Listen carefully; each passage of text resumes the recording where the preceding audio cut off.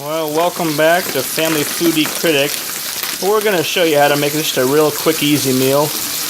Chicken stir fry, and pretty much we have a family of 6, so we gather, the tenderloin frozen bits. Of course, we defrost it in the microwave, throw it in the cast iron pan, and saute it up, fry it up in the pan. So until it's nice and golden brown, you can cut it up in pieces. At the same time, we're boiling water with some 2 cups of basmati rice, I believe, or jasmine rice, one of the two, or basmati, yeah. And so it's boiling to a boil, and then in just a few minutes, when this is all cooked up, we're going to throw in the vegetables. So we'll be back in a second. I should add that as the chicken is cooking up, that our family is huge into stir fry. We love all the stir fried dishes. In fact, one of our children, he always asks if we didn't put broccoli in it, where the broccoli is. This is the stir fry sauce that we tend to use the most. It's probably one of our favorites. So if you get that in the store, I recommend it. It's a really good one. And in just a little bit, we're gonna throw in the vegetables as soon as we cut them up. Now, sometimes within the stir fry, and these are the vegetables that we're going to use, but sometimes you can get like the frozen stir fry in the bag, and that might be a little faster for some of us. But if you have like vegetables in your fridge or freezer that you're trying to get rid of, this is a good way to do that. We've got some cilantro and parsley there, and some peas, some carrots, even some watered chestnuts, and then of course your basic mushrooms and peppers. And we're going to chop it all up and put it in the stir fry.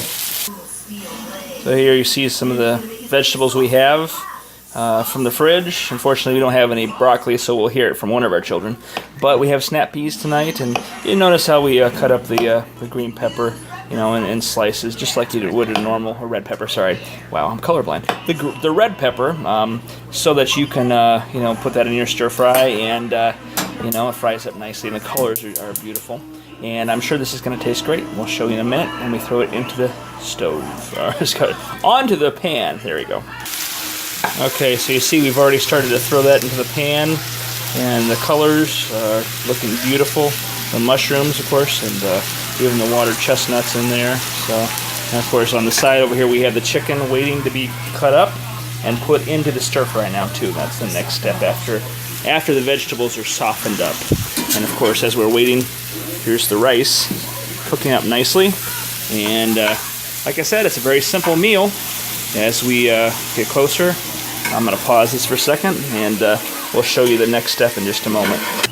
Alright, so as the vegetables are softening up in the pan, we're now cutting up the chicken pieces. And of course, we used tenderloin, so that's what we have in the freezer.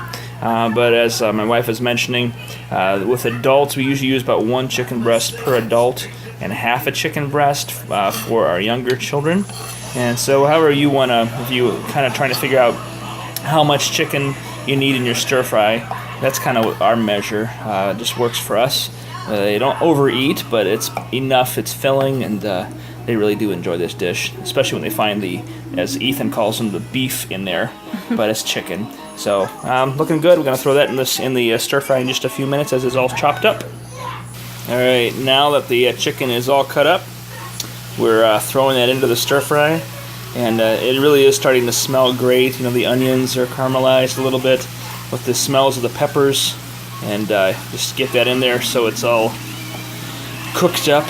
And then we're going to add in just a moment or two the stir fry sauce. And as I mentioned, the stir fry sauce we pick, it's basically because it tastes good for one thing, but it's also a lower sodium, which we the sodium content makes a difference. Sometimes these stir fry sauces are like soy sauce, and it's really just too salty.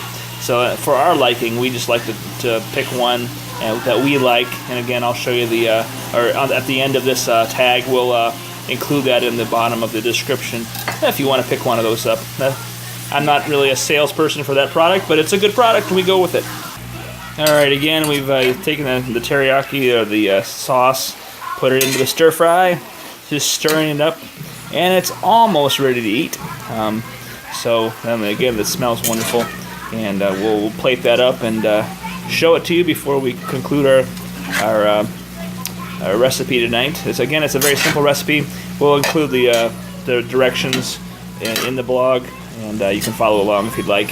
And as I said before, it's sort of something you just want to pull out of your fridge if you have vegetables that work with your stir fry, or you get the frozen bag at the store, and it works really well. All right, so as we're plating up these dishes for the children, my wife is putting on some cilantro on top. Now, of course, you don't have to. It's kind of garnish, but it's also good for flavor, and we're kind of partial to it. You might not be, so if you don't like it, don't put it on it.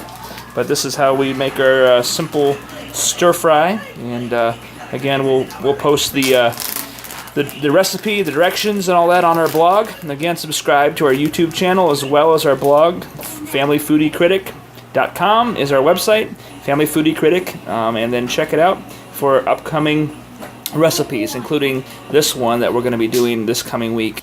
And one of our family members recommended this recipe. We're going to try it out this week. Grain-free delicata squash crostata.